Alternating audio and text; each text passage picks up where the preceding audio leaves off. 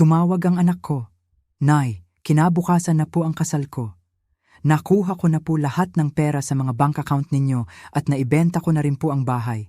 Paalam na po. Napatawa na lang ako ng malakas. Hindi niya alam na ang bahay na ibinenta niya ay sa totoo lang. Maligayang pagdating sa aking kwento.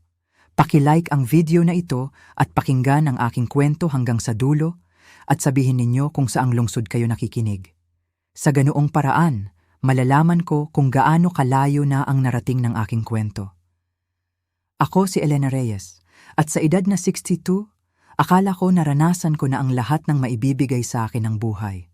Nakatira ako sa isang maliit na bahay na may 2 silid-tulugan sa labas ng Maynila, nagtatrabaho bilang part-time sa lokal na aklatan at tinatamasa ang aking tahimik na pamumuhay.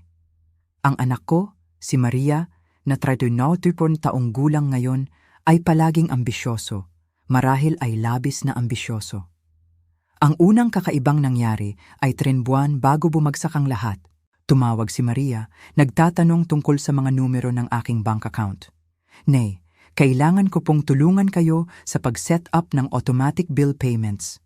Sabi niya, ang kanyang boses ay kasing kinis ng pulot. Tumatanda na po kayo at ayokong may makalampas kayong mahalaga. Nag-atubili ako, ngunit siya ang anak ko, ang aking bugtong na anak. Namatay ang aking asawa noong 20 taong gulang si Maria at nag-iisa ko siyang pinalaki. Nagtrabaho ng 2 trabaho, isinakripisyo ang lahat. Siguradong mapagkakatiwalaan ko siya dito. Ang ikalawang senyales ay dumating 6 na linggo pagkatapos. Dumalaw si Maria kasama ang kanyang fiancé, si David. Siya ay 20 taong gulang. Maganda sa paraang matalas, kalkulado na nagbigay sa akin ng hindi mapakali na pakiramdam. Nakaupo sila sa aking sala at ang mga mata ni David ay lumilibot sa lahat. Ang muebles, ang mga pinta, ang vintage clock sa mantel. Malamang malaki ang halaga ng bahay na ito ngayon, Tia Elena, sabi niya. Hindi man lang ako tinawag na Mama o Mrs. Reyes. Talagang tumaas ang halaga ng real estate sa lugar na ito. Bahay ko yan, simple kong sagot. Hindi ako interesado sa pagbebenta. Tumawa si Maria, hinahawakan ng kanyang kamay. Siyempre hindi, Nay, nagkukwento lang si David. Pero may kung ano sa mga mata niya ang nagpagulo sa tiyan ko. Gitna, pagtuklas at pagharap. Pagkatapos ay dumating ang mga bank statement. Karaniwan kong tinitingnan ang aking mga account online tuwing linggo ng umaga kasama ang aking kape. Nang partikular na linggo na iyon sa huling bahagi ng Oktubre, tumigil ang puso ko. Ang aking savings account, ang may 2,500,000 na naipon ko sa mga dekada ng maingat na pag-iipon mula sa life insurance ng aking asawa, mula sa mga taon ng pagtanggi sa aking sarili ng mga bakasyon at bagong damit, ay nagpakita ng balanse na 24,000 lamang. Ang aking checking account ay walang laman maliban sa 1,000. Nanginginig ang mga kamay ko habang tinatawagan ang bangko. Ang representative ng bangko, isang mabait na batang babae na nagngangalang Sarah, ay nag-pull up ng aking transaction history. Mrs. Reyes, mukhang ang mga withdrawal na ito ay autorisado sa pamamagitan ng inyong online banking portal. Ang mga transfer ay ginawa sa account na pagmamay-ari ni Maria Reyes. Anak niyo po ba iyon? Hindi ako makapagsalita. Binaba ko lang ang telepono. Umupo ako sa aking kusina sa loob ng 3 oras, nakatingin sa dingding. Paano niya ito nagawa? Bakit niya ito ginawa? Binigay ko na sa kanya ang lahat. Isinakripisyo ko ang aking kabataan, ang aking mga pagkakataon, ang aking mga relasyon, at ganito niya ako binayaran. Tumunog ang telepono ko kinabukasan, si Maria. Halos hindi ko sinagot, pero may nagtulak sa akin na sagutin ito. Hi, Nay. Ang boses niya ay masigla, sabik pa nga. Magandang balita, bukas, ikakasal na ako. Nagdesisyon kami ni David na huwag nang maghintay. Magkakaroon kami ng magandang seremonya sa Riverside Country Club. Naramdaman kong nanikip ang lalamunan ko. Maria, ang mga bank account ko? Ah, iyon po? Tumawa siya. Oo, Nay, nakuha ko po ang pera. Kailangan ko po iyon para sa kasal at para sa bagong simula namin. Huwag po kayong mag-alala. Makakasurvive po kayo sa inyong pensyon. At heto pa ang isa pang bagay. Naibenta ko na po ang bahay. Mayroon akong power of attorney mula sa mga dokumentong pinirmahan ninyo noong nakaraang taon.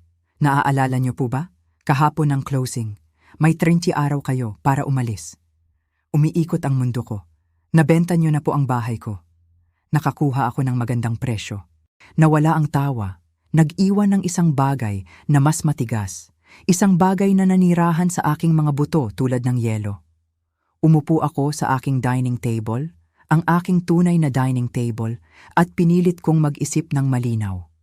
Ano ang tunay kong nawala? Ang rental property na ibinenta ni Maria ay lilikha ng legal na bangungot para sa kanya. Madidiskubre ng mga mamimili ang mga nangungupahan na may balidong lease. Ang pamilya Santos ay nanirahan doon sa loob ng 3 taon at may natitirang 16 na buwan sa kanilang kasalukuyang kontrata. Haharapin ni Maria ang mga kaso mula sa mga mamimili para sa pandaraya, posibleng mga kasong kriminal para sa pagbebenta ng isang ari-arian na hindi niya karapatang ibenta. Ang power of attorney na binanggit niya, hindi ko kailanman pinirmahan ang ganoong dokumento. Hindi kailanman. Mas masakit ang aking naibangon na ipon.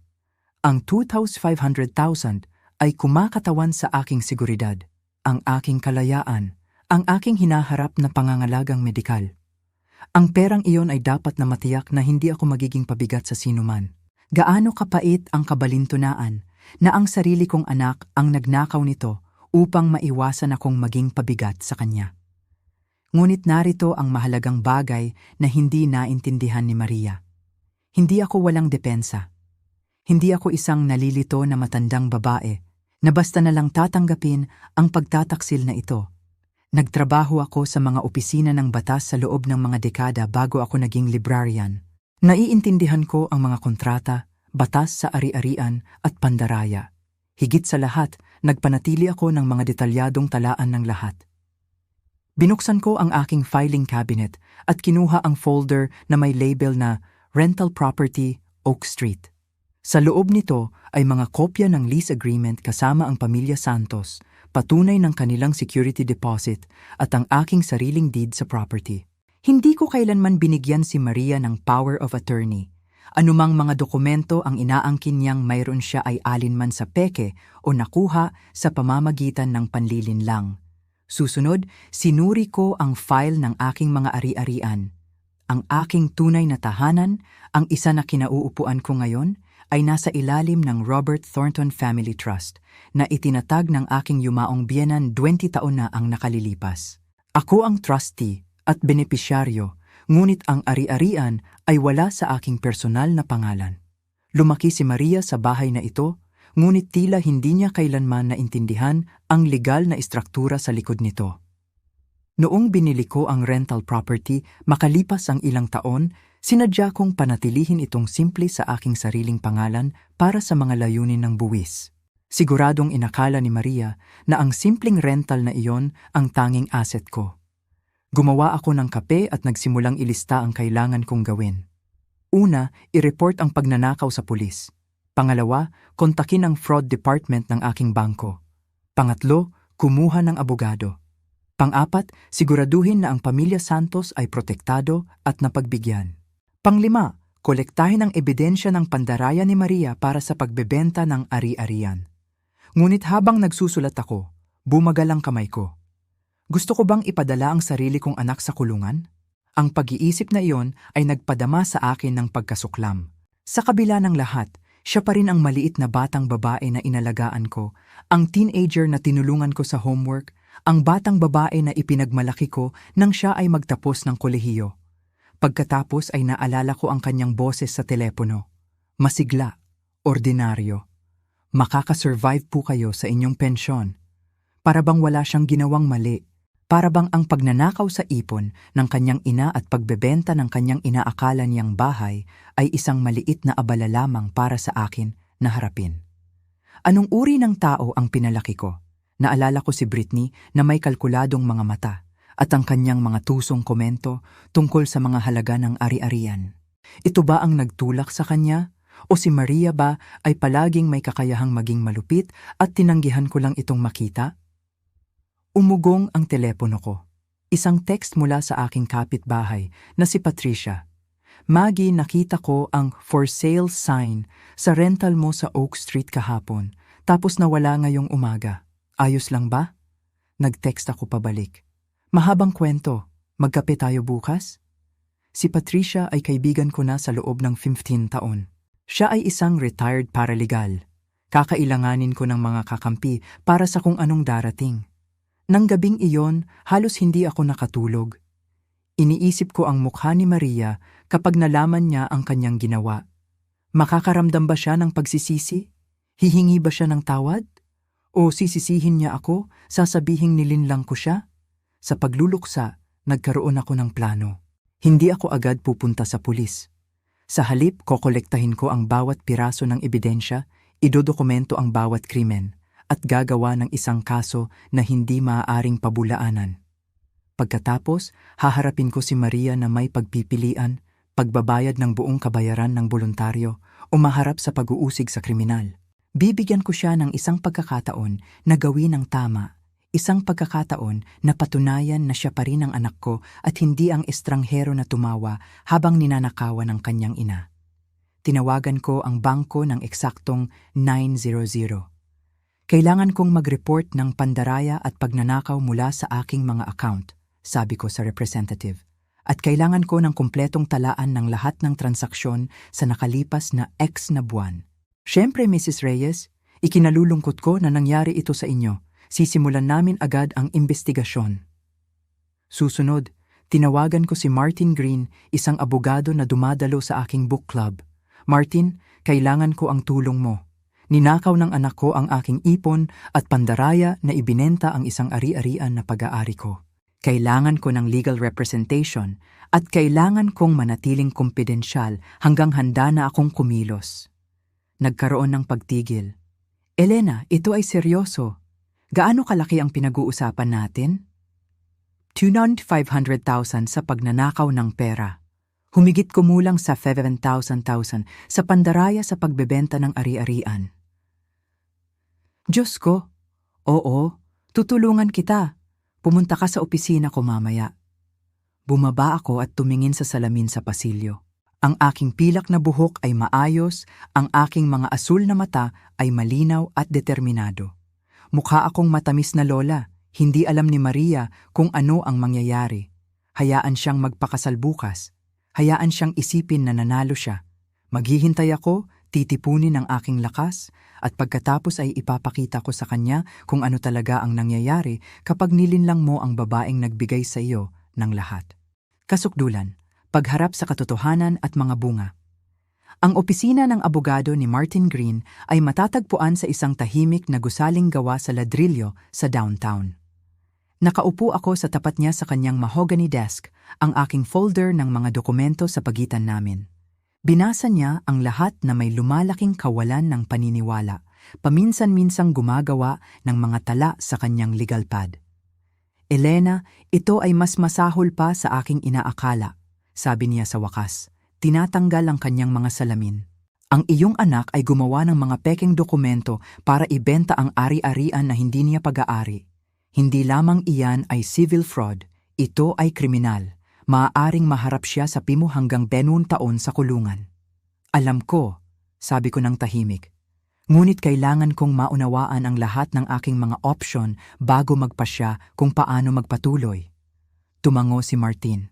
Matalino. Ito ang gagawin natin muna. Maghain ng fraud report sa iyong bangko para ma-freeze ang anumang karagdagang transaksyon. Pangalawa, kontakin ang title company na humawak sa pagbebenta ng ari-arian. Kailangan nilang malaman na ang pagbebenta ay pandaraya.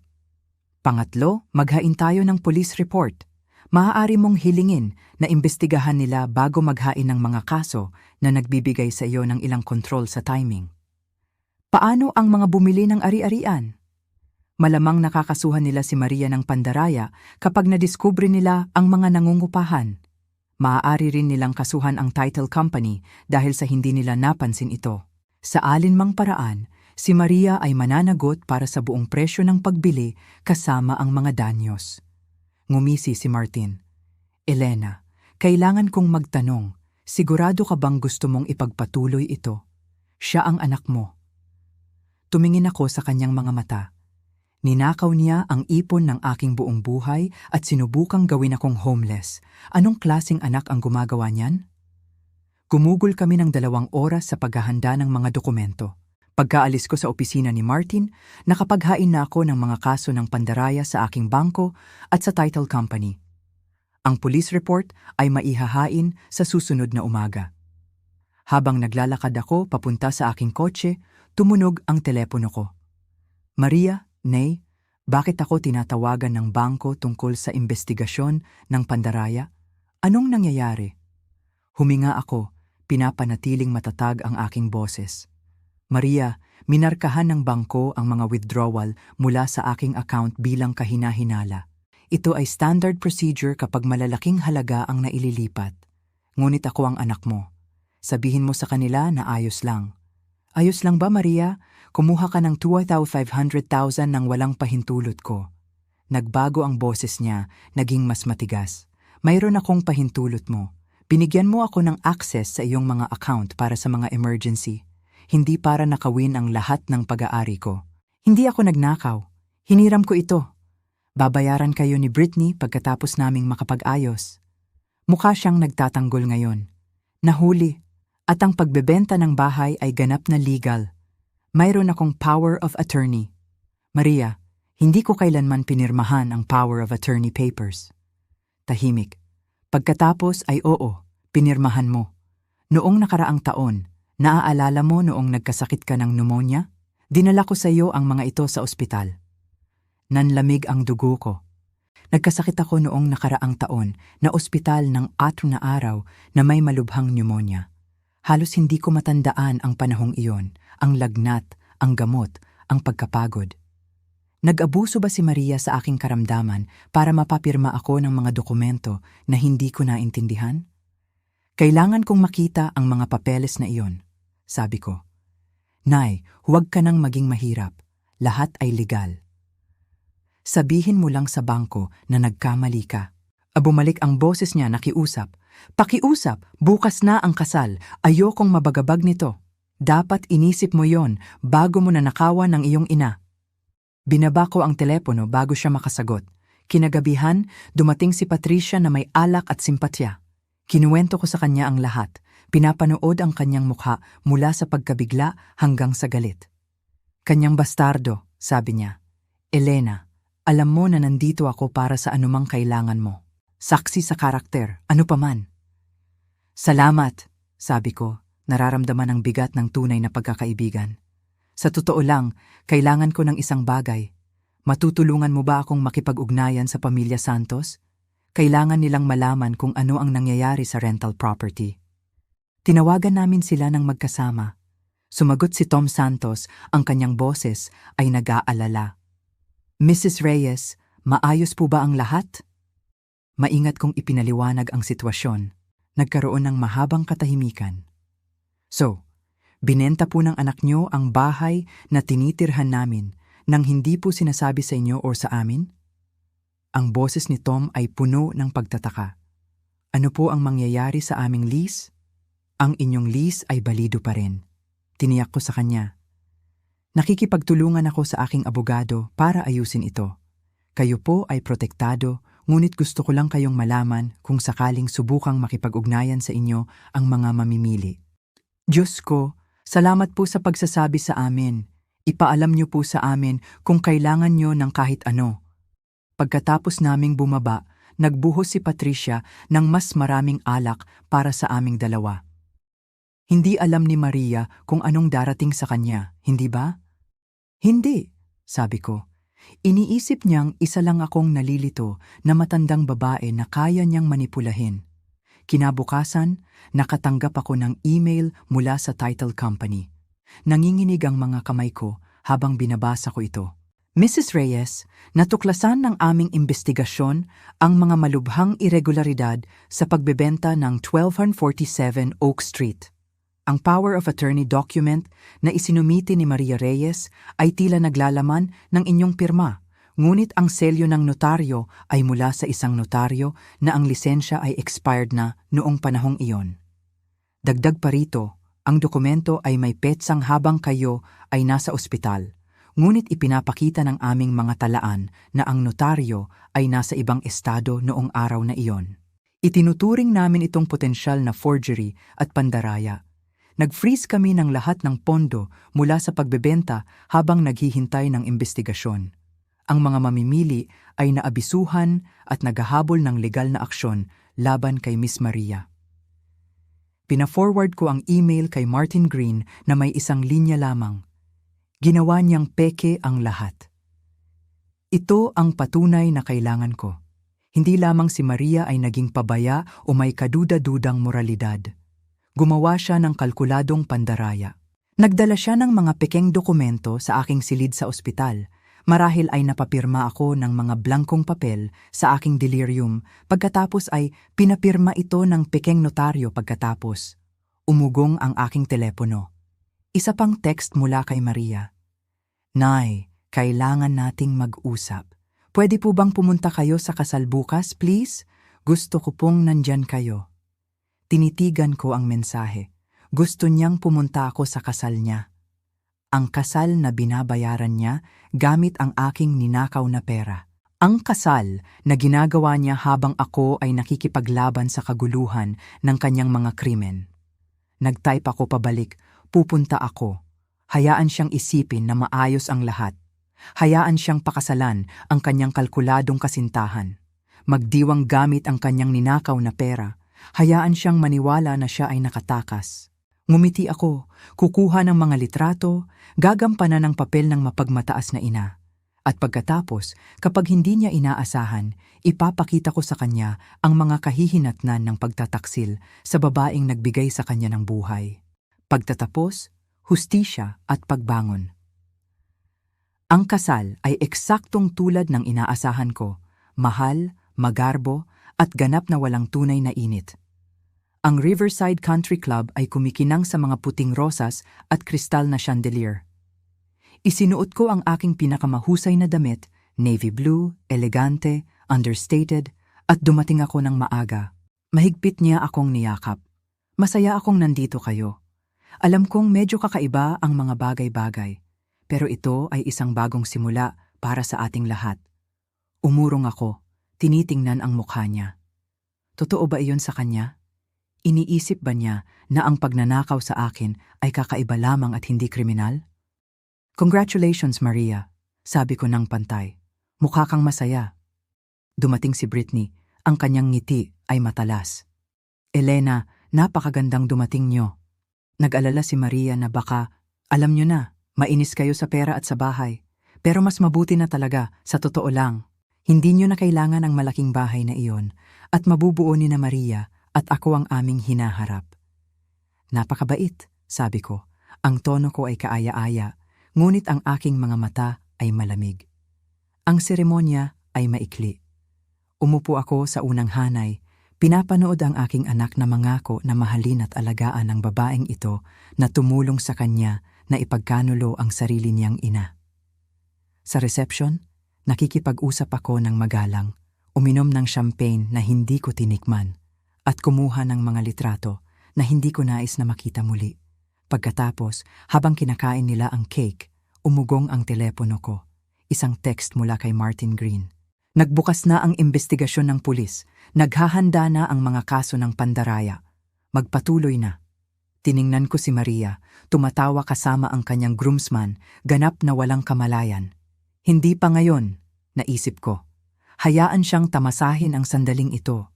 Ito na ang huli niyang masayang sandali sa mahabang panahon. Ang pagharap ay dumating 3 araw pagkatapos. Dumating sina Maria at Britney nang walang abiso. Si Maria ay mukhang galit na galit. Ang ekspresyon ni Britney ay malamig na kalkulasyon. Anong ginawa mo? Mariing tanong ni Maria, tinulak ako papasok sa aking sala.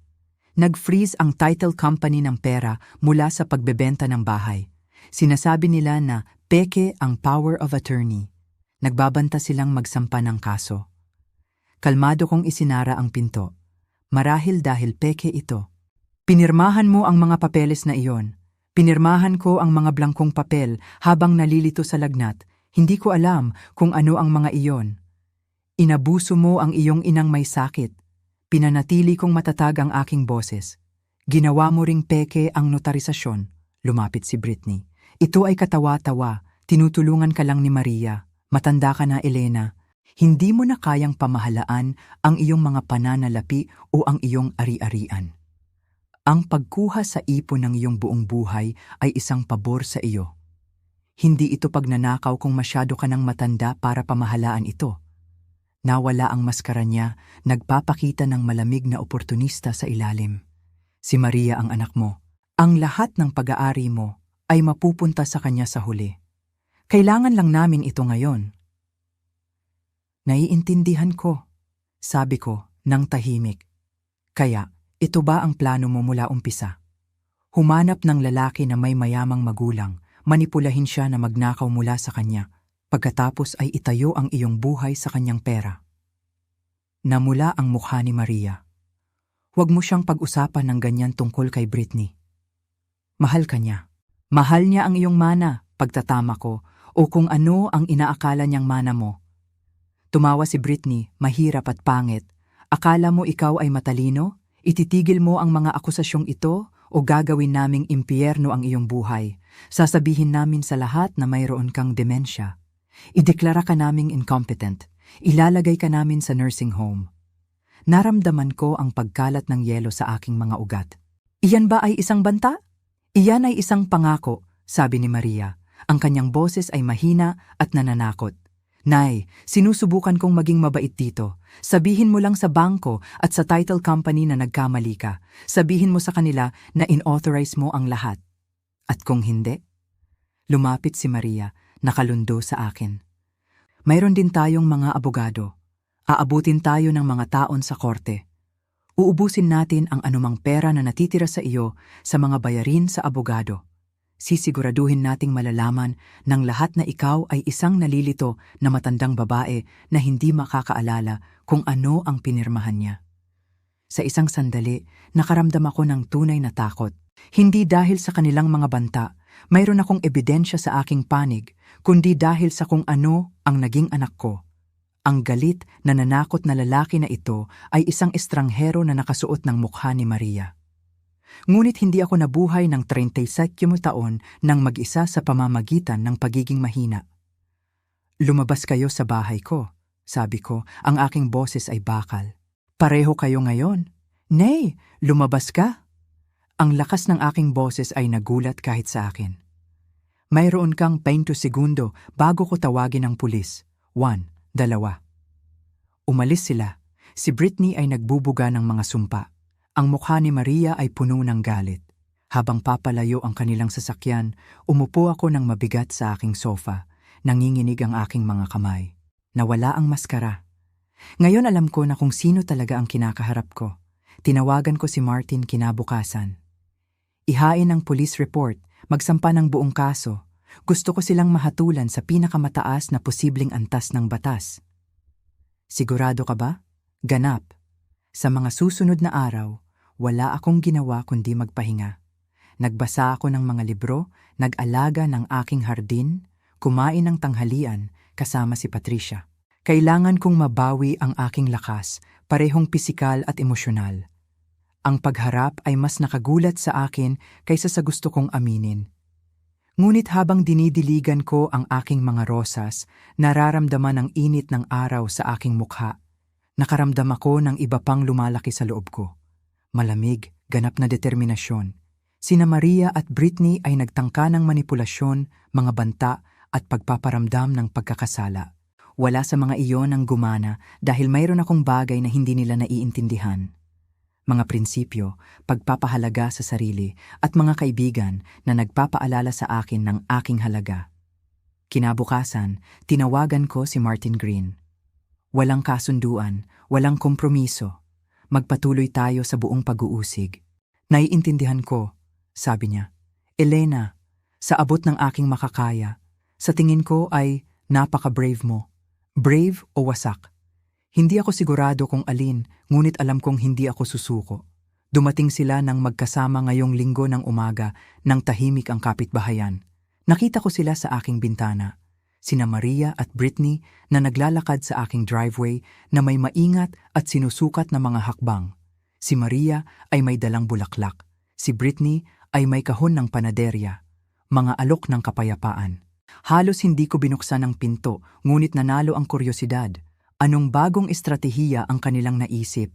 Nay, ang boses ni Maria ay banayad, ang kanyang mga mata ay pula na parang umiiyak. Pakiusap, bigyan mo kami ng 5 minuto, iyon lang ang hinihingi namin. Labag sa aking mas mabuting paghuhusga, pinapasok ko sila. Umupo kami sa aking sala, sila sa sofa, ako sa aking armchair, nagpapanatili ng distansya sa pagitan namin. Inilagay ni Maria ang mga bulaklak sa coffee table. Mga daisy, paborito ko. Siyempre, naaalala niya. Nay, mali kami. Nagsimula si Maria tungkol sa lahat. Ang paraan ng pakikipag-usap namin sa iyo, ang mga bagay na sinabi namin, hindi ito mapapatawad. Lumapit siya, ang kanyang ekspresyon ay taos puso. Sa mga nakalipas na 2 linggo, hindi ako nakatulog. Iniisip ko ang aking ginawa, kung paano kita nasaktan. Ikaw ang aking ina. Pinalaki mo ako ng mag-isa. Binigyan mo ako ng lahat, at binalik ko iyon ng pagtataksil. Ito ang eksaktong gusto kong marinig. Kaya bakit ito parang isang pagtatanghal? Si Britney ang nagsalita pagkatapos ang kanyang boses ay mahina. Elena, utang ko rin sa iyo ang isang paghingi ng tawad. Naging napakasama ko sa iyo. Nagsabi ako ng mga masasakit na salita. Ang totoo, natakot ako. Tumingin siya sa kanyang mga kamay. Ang mga magulang ko ay mahirap. Lumaki ako na walang anuman. Nang makilala ko si Maria, nakita ko ang pagkakataon para sa isang mas magandang buhay. At ako. Itinulak ko ito ng husto. Itinulak ko siya na gawin ang mga bagay na hindi niya dapat gawin. Mga bagay na kinumbinsi mo siya na gawin? Tanong ko ng tahimik. Oo, pag-amin niya nakatingin sa aking mga mata. Ito ang ideya ko, ang pera, ang bahay. Ayaw ni Maria na gawin ito. Nakiusap ako sa kanya. Sinabi ko sa kanya na hindi mo ito mamamalayan. Nawala ang boses niya. Nagkamali ako. Patawad na ako. Inabot ni Maria ang kamay ko. Hindi ako umurong. Nay, gusto naming ayusin ito. Gagawin namin ang lahat ng kinakailangan. Nakakuha na kami ng pangalawang mortgage sa kondo na binili namin. Maaari naming ibigay sa iyo ang $2,000 sa loob ng 2 linggo. Ang natitira, kakailanganin ng oras, ngunit babayaran namin ang bawat sentimo. May interes, dagdag ni Britney kaagad. Ano man ang tingin ninyo ay makatarungan. At ang mga kasong kriminal? Tanong ko. Nawala ang mukha ni Maria. Iyan ang problema, Nay. Kung mayroon akong record ng kriminal, mawawala ang trabaho ko. Nagtatrabaho ako sa finance. Agad nila akong tatanggalin. At paano ko kayo mababayaran? Paano ko susuportahan ang isang pamilya? Hinawakan niya ang aking kamay. Hindi ko hinihiling na patawarin mo ako. Hindi ko iyon karapat-dapat. Ngunit nagmamakaawa ako sa iyo na bigyan ako ng pagkakataon na ayusin ito nang hindi sinisira ang aking buong hinaharap. Pakiusap, Elena. Sabi ni Britney, gusto naming magkaanak. Gusto ni Maria na bigyan ka ng mga apo, ngunit hindi niya magagawa iyon mula sa kulungan. Mga apo? Ang salitang iyon ay tumama sa akin na parang pisikal na suntok. Nangangarap akong maging lola, mahawakan ang mga sanggol ni Maria, maipasa ang kasaysayan ng aming pamilya. Alam nila kung saan eksaktong tatama. Pag-isipan mo, sabi ni Maria. Talaga bang gusto mong bisitahin ng mga apo mo ang kanilang ama sa kulungan?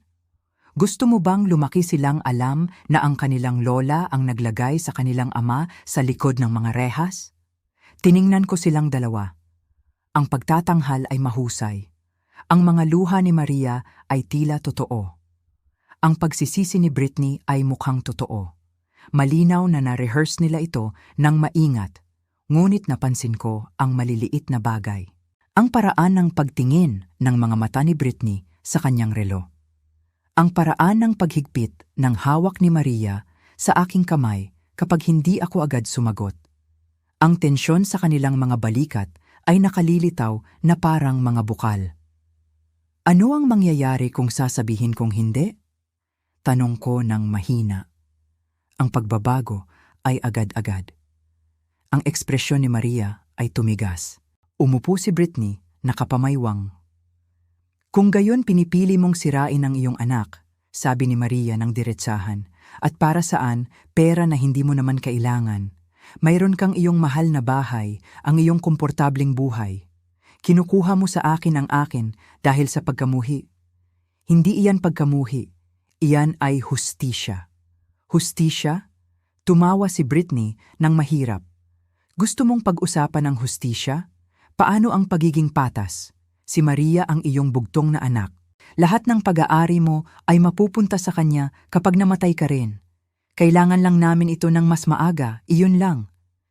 Kaya, sinasabi mo ba na dapat akong namatay ng mas maaga? Huwag mong baluktutin ang aking mga salita, sabi ni Britney. Sinasabi ko na ikaw ay isang mapaghiganting matandang babae na hindi makatiis na makita ang kanyang anak na masaya sa isang taong hindi ikaw. Hindi ako pinagtanggol ni Maria. Nakatingin lang siya, naghihintay kung gagana ang pamamaraang ito kung saan nabigo ang kabaitan. Pumapasok kayo sa aking tahanan na may mga peking luha at manipulasyon, sinusubukang gawin akong makaramdam ng pagkakasala upang payagan kayong magnakaw mula sa akin ng walang mga kahihinatnan. Akala mo ba hindi ko nakikita ang ginagawa mo? Tumayo si Maria, ang mukha niya ay namumula sa galit. Pagsisihan mo ito. Kapag nakaupo ako sa isang selda sa kulungan, kapag iniwan ako ni Britney dahil hindi ko siya kayang suportahan, kapag ikaw ay nag-iisa sa bawat holiday sa natitira mong buhay, alalahanin na ikaw ang pumili nito. Hindi ako ang pumili nito, sabi ko ng malamig. Ikaw ang pumili nito sa araw na nagpasya kang magnakaw mula sa iyong ina. Hinawakan ni Britney ang braso ni Maria. Tara na, hindi siya sulit. Hayaan siyang mabulok ng mag-isa sa bahay na ito kasama ang kanyang mahal na pera. Nagmamadali silang lumabas, isinara ang pinto sa likuran nila. Tumayo ako sa aking sala na nanginginig, hindi dahil sa takot, kundi sa galit. Sinubukan nila ang lahat, mga paghingi ng tawad, manipulasyon, pagpaparamdam ng pagkakasala, mga banta. Inalok nila ako ng mga apo bilang isang chip sa negosasyon na parang isasakripisyo ko ang aking pagpapahalaga sa sarili para sa mga hypothetical na sanggol. Ngunit sa ilalim ng galit, nakaramdam ako ng iba pa, isang maliit, malamig na sinulid ng takot. Paano kung tama si Maria? Paano kung sinisira ko siya? Paano kung sa mga darating na taon ay pagsisihan ko ang pagpipiliang ito? Hindi, tinulak ko ang mga isipan. Nakita ko sa likod ng kanilang mga maskara ngayon. Nakita ko ang kalkulasyon, ang manipulasyon, ang ganap na kawalan ng tunay na pagsisisi. Hindi sila nagsisisi na sinaktan nila ako. Nagsisisi sila na nahuli sila. Kinuha ko ang mga daisy na dinala ni Maria at itinapon ang mga ito sa basurahan. Pagkatapos ay tinawagan ko si Martin Green. Sinubukan lang nilang manipulahin ako na kanselahin ang mga kaso. Sabi ko sa kanya na nag-alok sila ng bahagyang kabayaran kapalit ng hindi pag-uusig. Anong sabi mo sa kanila? Sinabi ko sa kanila na umalis sila sa bahay ko. Nagkaroon ng pagtigil, pagkatapos ay isang malakas na halakhak ni Martin. Magaling, Elena. Iyon ay nangangailangan ng tunay na lakas. Lakas. Ito ba iyon? O pagmamatigas? Pagmamataas? Paghihiganti? Hindi ko na alam, ngunit alam kong hindi ako maaaring umatras ngayon. Hindi kapag malinaw nilang ipinakita sa akin kung sino talaga sila. Nang gabing iyon, hindi ako makatulog. Ang mga salita ni Maria ay umalingaw-ngaw sa aking isipan. Magsisisi ka. Marahil ay gagawin ko, ngunit mas pagsisisihan ko ang pagtataksil sa aking sarili. Ang araw ng paglilitis ay dumating 6 na linggo pagkatapos. Inihanda ako ni Martin para sa lahat. Ang proseso, ang mga tanong, ang posibilidad na tanggapin ni Maria ang isang plea deal. Ngunit si Maria, matigas ang ulo at delusional, ay tumanggi. Insisted siyang labanan ang mga kaso, kumbinsido na ang isang hurado ay kakampihan ng isang anak laban sa kanyang mapaghiganting ina. Nagsuot ako ng simpleng kulay abong suit at minimal na makeup.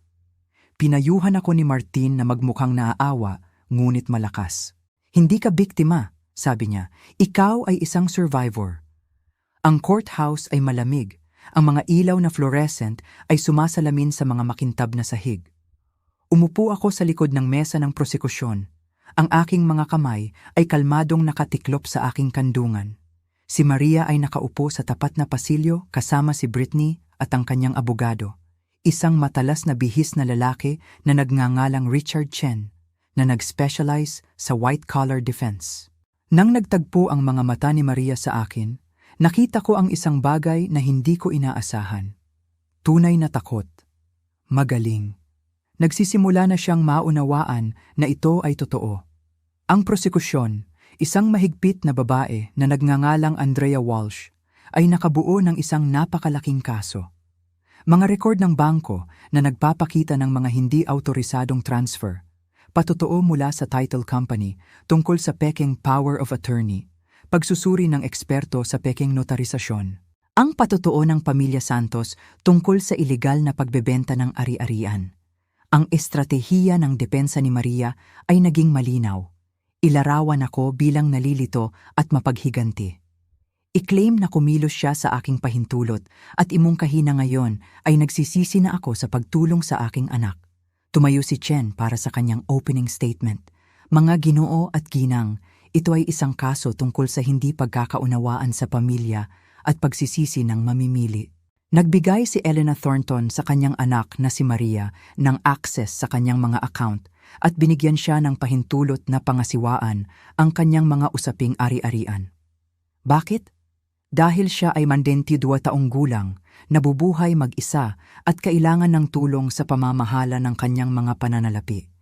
Hindi nagnakaw si Maria mula sa kanyang ina. Kumilos siya sa kanyang pahintulot. Ngunit ngayon, naiimpluwensyahan ng mga panlabas na partido at dumaranas ng kung ano ang ipapakita natin bilang pagkalito na may kaugnayan sa edad. Si Mrs. Thornton ay muling nagsulat ng kasaysayan upang ipakita ang kanyang sarili bilang biktima. Naramdaman ko ang galit na kumukulo sa aking dibdib, ngunit pinanatili kong neutral ang aking ekspresyon. Ang paglilitis ay nagpatuloy ng sistematiko. Si Andrea ay tumawag ng sunod-sunod na mga saksi. Nagtatayo ng kanyang kaso ng paunti-unti. Ang kinatawan ng bangko ay nagpatotoo na agad akong tumawag pagkatapos matuklasan ang mga nawawalang pondo, nababagabag at nalilito. Ipinaliwanag ng kinatawan ng title company ang mga peking dokumento. Ang eksperto sa handwriting ay nagpakita kung paano ang aking pirma sa mga power of attorney papers ay hindi tumutugma sa aking normal na pirma. Ito ay nanginginig, hindi sigurado, na naaayon sa isang taong pumirma sa ilalim ng pagbabanta o habang malubhang may sakit. Pagkatapos ay dumating ang aking patotoo. Sumampa ako sa witness stand, inilagay ang aking kamay sa Biblia at nanumpa na magsabi ng totoo. Si Andrea ay ginabayan ako sa aking kwento ng mahina ngunit matatag. Ipinaliwanag ko ang aking relasyon kay Maria, ang aking pagmamalaki sa pagpapalaki sa kanya ng mag-isa, ang aking pagkasira ng loob ng matuklasan ang kanyang pagtataksil. Mrs. Thornton, tanong ni Andrea, binigyan mo ba ng pahintulot si Maria na kunin ang 2,500,000 mula sa iyong savings account? Hindi, sabi ko ng malinaw. Kailanman, binigyan mo ba siya ng pahintulot na ibenta ang iyong rental property? Hindi, ang ari-arian na iyon ay kumikita ng kita na nagdaragdag sa aking pensyon. Hindi ko kailanman papayagan ang pagbebenta nito. Pinirmahan mo ba ang mga power of attorney papers na nagbibigay kay Maria ng kontrol sa iyong mga pananalapi? Hindi nang may kamalayan. Naospital ako na may malubhang pneumonia. Ang aking lagnat ay umabot sa 40 degree. Nagdala si Maria ng mga papel sa aking silid sa ospital. Sinabi sa akin na ito ay mga insurance forms. Halos wala akong malay. Hindi ko matandaan na pumirma ng kahit ano. Agresibong tinanong ako ni Chen, sinusubukang ilarawan ako bilang mapaghiganti at nalilito, ngunit naghanda ako para dito.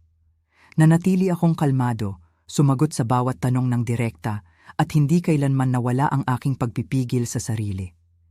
Hindi ba totoo, Mrs. Thornton, na kinaiinisan mo ang kasal ni Maria kay Britney? Hindi. Kinaiinisan ko si Maria na nagnakaw ng ipon ng aking buong buhay. nagkaroon kayo ng mga argumento tungkol sa relasyon niya, hindi ba? Nagkaroon kami ng mga talakayan, ngunit hindi ito tungkol sa kanyang pinili na asawa. Ito ay tungkol sa pagnanakaw at pandaraya. Ikaw ay isang malungkot na babae, hindi ba? Nabubuhay mag-isa, walang malapit na pamilya maliban kay Maria. Masaya ako sa aking buhay, Mr. Chen. Ang pagiging malaya ay hindi ako ginagawang mapaghiganti. Sinubukan ni Chen ang ilang iba pang mga anggulo, ngunit walang dumikit.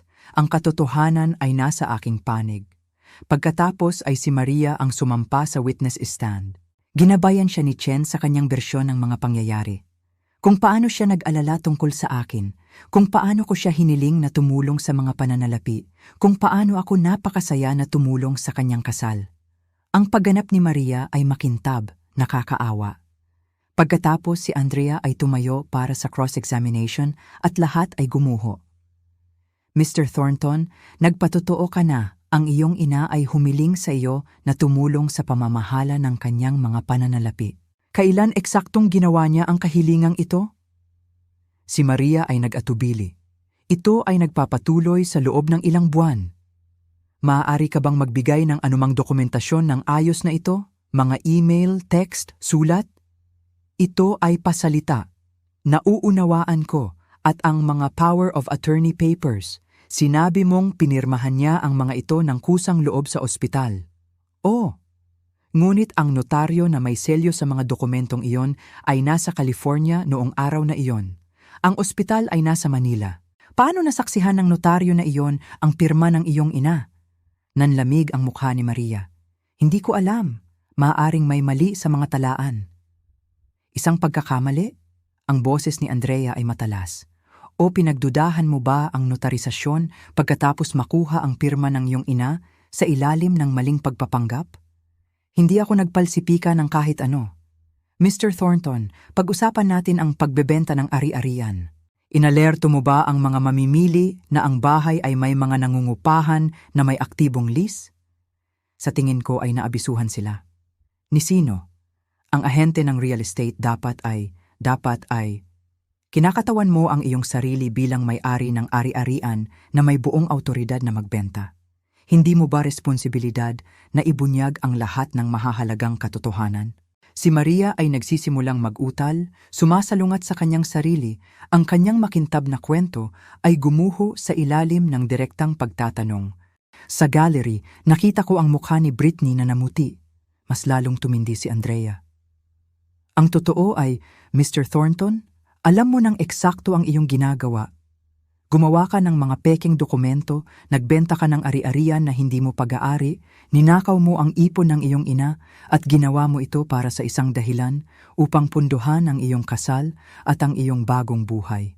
Totoo yan? Hindi. Tinutulungan ko ang aking ina. Gusto niyang manakawan, gusto niyang maging homeless. Objection. Si Chen ay nakatayo, argumentatibo.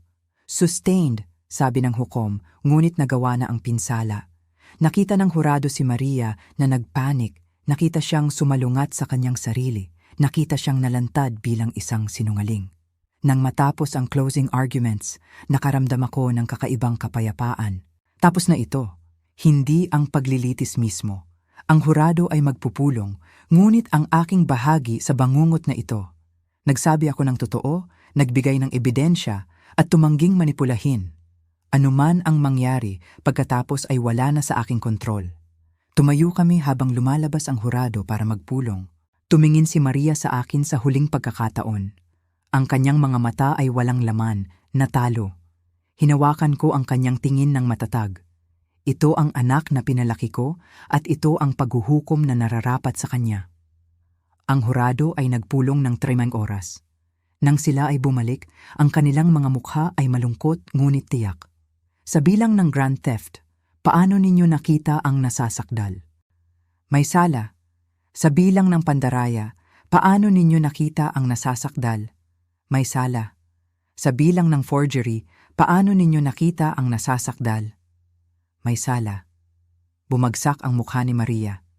Si Britney ay humihikbi. Ako ay nanatiling perpektong tahimik, nararamdaman ang bigat ng iisang salitang iyon na umalingaw-ngaw sa buong silid-aralan. May sala, may sala, may sala. Ang hukom ay nagtakda ng pagdinig para sa paghatol pagkatapos ng Linggo. Si Maria ay pinalaya sa piyansa, ngunit ang katotohanan ay tumagos na. Makukulong siya. Ang kanyang buhay, gaya ng alam niya, ay tapos na. Sa labas ng courthouse, naghihintay ang mga reporter. Pinalaan ako ni Martin na naroon sila. Ang kaso ay nakakuha ng atensyon ng lokal na media. Matandang ina ay naghahabla sa anak para sa pagnanakaw. Nagbibigay ng mga nakakaakit na headline. Mrs. Thornton, ano ang pakiramdam niyo tungkol sa hatol?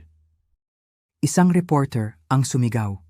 Huminto ako, nag-isip, pagkatapos ay nagsalita ng malinaw. Nararamdaman ko na ang katarungan ay naipagkaloob. Ang ginawa ng aking anak ay kriminal. Nilinlang niya ang taong pinakamamahal niya at kailangan niyang harapin ang mga kahihinatnan ng pagpipiliang iyon. Mayroon ba kayong mensahe para sa ibang mga pamilya na dumaranas ng financial elder abuse? O, hindi niyo obligado na protektahan ang mga taong nanakit sa inyo, kahit pa sila ay pamilya, lalo na kung sila ay pamilya. Ang pagmamahal na walang hangganan ay hindi pagmamahal, ito ay pagpapagana. Ang pinatnubayan ako ni Martin papunta sa kanyang sasakyan at lumayo kami mula sa kaguluhan. Ang pagdinig sa paghatol ay brutal na panoorin. Ang hukom, isang babaeng may pilak na buhok na nagngangalang Margaret Hendries, ay nakinig sa mga pahayag ng epekto mula sa magkabilang panig. Inilarawan ng pamilya Santos ang stress at takot sa halos pagkawala ng kanilang tahanan. Inilarawan ng mga bumili ng ari-arian ang legal na bangungot na nilikha ni Maria. Inilarawan ko ang pagtataksil, ang paglabag sa tiwala, ang emosyonal na pagkawasak. Pagkatapos ang abogado ni Maria ay nagpresenta ng kanyang apela para sa habag. Si Maria mismo ay tumayo, ang kanyang boses ay nanginginig at humingi ng tawad. Sa pagkakataong ito, ang kanyang mga luha ay tila totoo. Kagalang-galang na hukom, alam kong hindi ko na mababago ang aking ginawa. Pinagtaksilan ko ang aking ina, ang babaeng nag-alay ng lahat para sa akin. Pinabayaan ko ang kasakiman at maling paghuhusga na sirain ang aming relasyon. Nauunawaan ko na kailangan kong harapin ang parusa. Humihingi lang ako ng awa para sa pagkakataong sa huli ay mabuo muli ang aking buhay at sa paanuman, sa hinaharap, ay makabawi. Tinitigan siya ng hukom Hendries ng mahabang sandali, ang kanyang ekspresyon ay hindi mabasa. Mr. Thornton, hindi ka gumawa ng pagkakamali. Gumawa ka ng serye ng mga kalkuladong pagpipilian. Gumawa ka ng mga pekeng dokumento. Inabuso mo ang sakit ng iyong ina. Gumawa ka ng pandaraya laban sa maraming partido. Hindi ito mga krimen ng pasyon o desperasyon. Ito ay mga krimen ng karapatan at kasakiman. Tumigil siya. Hindi ka nagpakita ng pagsisisi hanggang sa mahuli ka. Minura mo ang iyong ina nang humingi siya ng katarungan. Hindi ka karapat-dapat sa anumang habag. Ipinataw niya sa kanya ang 7 taon sa kulungan na may posibilidad ng parol pagkatapos ng 4. Bukod pa rito, buong kabayaran sa akin at sa mga bumili ng ari-arian kasama ang mga gastos sa korte at mga parusa. Nakipagtagpo ako sa kanyang tingin, ngunit walang sinabi. Wala nang natitira pang sasabihin. Pagkatapos ng paghatol, nagkita kami ni Martin sa kanyang opisina upang talakayin ang utos ng kabayaran. Naka-freeze ang mga asset ni Maria at Britney, paliwanag niya. Ang kondo na binili nila ay ibebenta. Ang kanilang mga bank account ay kukunin. Magbabayad sila sa iyo sa loob ng maraming taon, posibleng mga dekada. Paano si Britney? Tanong ko. Hindi siya sinisingil ng kriminal dahil si Maria ang nanguna, ngunit siya ay mananagot para sa kabayaran bilang kanyang asawa. Ang kanyang sahod ay maaaring mag-garnish, ang kanyang mga asset ay maaaring kunin. Magbabayad siya para sa mga krimen niya kasama niya. Naalala ko ang babaeng tumawag sa akin na isang mapaghiganting matandang babae na nagsikap na manipulahin ako sa mga pangako ng mga apo. Ang katarungan, tila, ay may sariling plano para sa kanya. Sa mga sumunod na linggo, ang mga kahihinatnan ay nag-cascaded. Nawala ni Maria ang kanyang trabaho sa pananalapi. Walang firm ang kukuha ng isang nahatulan na kriminal. Ang social media ni Britney, dating puno ng mga litrato ng kasal at mga inspirational quote, ay nagdilim. Lumayo ang mga kaibigan at kasamahan. Ang kanilang kondo ay naibenta ng lugi sa isang foreclosure sale. Natanggap ko ang unang bayad ng kabayaran, 300,000 mula sa pagbebenta ng kondo. Magtatagal ng ilang taon bago mabawi ang buong halaga, ngunit gumagana ang sistema. Ang pamilya Santos ay nagpadala sa akin ng isang card. Salamat sa pagiging matapang na tumayo para sa kung ano ang tama. Iniligtas niyo ang aming tahanan at tinuruan ang aming mga anak ng mahalagang aral tungkol sa katarungan. Nag-organisa si Patricia ng isang maliit na hapunan upang ipagdiwang ang pagtatapos ng paglilitis. Ang aming mga kaibigan sa book club ay nag-toast sa aking lakas, sa aking katatagan, sa aking pagtanggi na maging biktima. Gumawa ka ng isang kahanga-hangang bagay, Maggie, sabi ni Michael. Karamihan sa mga tao ay aatras, ngunit nanatili kang matatag. Wala akong ibang pagpipilian, sagot ko. Hindi niya ako binigyan ng pagpipilian. Ngunit kahit na ipinagdiriwang ko ang tagumpay na ito, naramdaman ko ang kawalan nito. Nanalo ako sa korte, ngunit nawala ko ang aking anak. Ang maliit na bata na pinalaki ko ay wala na. Napalitan ng estrangherong ito na mas pinahahalagahan ang pera kaysa sa lahat. Gayunpaman, mayroon akong pagpapahalaga sa sarili. Mayroon akong aking tahanan, ang aking mga kaibigan, ang aking hinaharap na natiyak. At nagpadala ako ng isang mensahe na aalingaw-ngaw ng higit pa sa silid-aralan na ito. Ang mga ina ay karapat-dapat sa paggalang. Ang mga matatanda ay karapat-dapat sa proteksyon. At ang mga krimen laban sa pamilya ay mga krimen pa rin. Magkakaroon si Maria ng 7 taon sa kulungan upang pag-isipan ang kanyang nawala. Umaasa ako na sa isang lugar sa panahong iyon ay makakahanap siya ng tunay na pagsisisi. Hindi ang performative na uri na ipinakita niya sa korte, kundi ang tunay na pag-unawa sa kanyang ginawa. Ngunit kung nakita niya ito o hindi, nakita ko ang isang bagay na mas mahalaga. Ang aking sarili, ang aking lakas, ang aking halaga, at walang makakakuha niyan sa akin. 6 na buwan pagkatapos ng paghatol ni Maria, ang aking buhay ay namulaklak ng hindi inaasahan. Nagsimula ako ng isang consulting business na tumutulong sa mga matatanda na protektahan ang kanilang sarili mula sa financial abuse. Sumama sa akin si Patricia at nagdaos kami ng mga workshop sa mga community center. Bawat taong natulungan ko ay parang pagtubos. Ang aking sakit ay nagkaroon ng layunin. Naglakbay ako sa Ireland at Canada, nakipag-ugnayan muli sa mga lumang kaibigan at sa aking ika-63 na kaarawan, nagdaos si Patricia ng isang surprise party. Tinitingnan ang mga mainit na mukha sa paligid ko, napagtanto ko na mali si Maria. Hindi ako nag-iisa. Mayroon akong komunidad, layunin, at tunay na kaligayahan. Samantala, ang mundo ni Maria ay gumuho. Ang kulungan ay brutal. Siya ay inatake ng 2 beses, nagkaroon ng depresyon, at nahirapan sa pagkabalisa. Si Britney ay nakipagdiborsyo sa kanya pagkatapos ng 8 buwan, sinasabing siya rin ay biktima niya. Bumalik siya sa kanyang mga magulang, nagtatrabaho ng 2 retail jobs para magbayad ng kabayaran.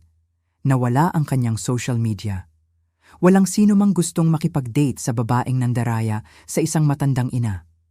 Ang karera sa pananalapi ni Maria ay nawasak. Ang kanyang employer ay nagdemanda sa kanya. Ang kanyang mga sertipikasyon ay binawi. Ang mga kaibigan ay tumalikod sa kanya. Ang kanyang parol ay tinanggihan. Walang mga prospect ng trabaho, walang mga liham ng suporta, walang ebidensya ng rehabilitasyon. Makukuha niya ang buong 8 taon. Pinili ko ang aking sarili at sa kabaligtaran, ang pagpipiliang iyon ay humantong sa pinakamayamang panahon ng aking buhay. Looking back now, naiintindihan ko kung ano ang nangyari. Minahal ko si Maria ng lubusan kaya nakalimutan kong turuan siyang mahalin ako pabalik. Nagbigay ako ng walang hangganan, nagsakripisyo ng walang limitasyon. At sa gayon, nagpalaki ako ng isang tao na naniniwalang karapat-dapat siyang kumuha. Ang pinakamalaking aral na natutunan ko, ang pag-ibig na walang paggalang ay walang halaga. Ang pamilya na walang integridad ay walang kabuluhan. At minsan ang pinakamasakit na pagpipilian ay ang tama. Nasa kulungan ang anak ko dahil nagkasala siya. Hindi dahil ako ay mapaghiganti, ngunit dahil pinili niya ang kasakiman kaysa pag-ibig. Hindi ko sinira ang kanyang buhay. Ginawa niya iyon sa kanyang sarili. Ano ang gagawin mo kung ang iyong anak ay ipagkanulo ka sa ganitong paraan? Magkakaroon ka ba ng lakas na piliin ang katarungan kaysa kasalanan? Salamat sa pakikinig sa aking kwento. Umaasa ako na makakatulong ito sa isang tao na makilala ang mga babala, magtakda ng malusog na mga hangganan, at alalahanin na ang pagprotekta sa iyong sarili ay hindi makasarili, ito ay kaligtasan.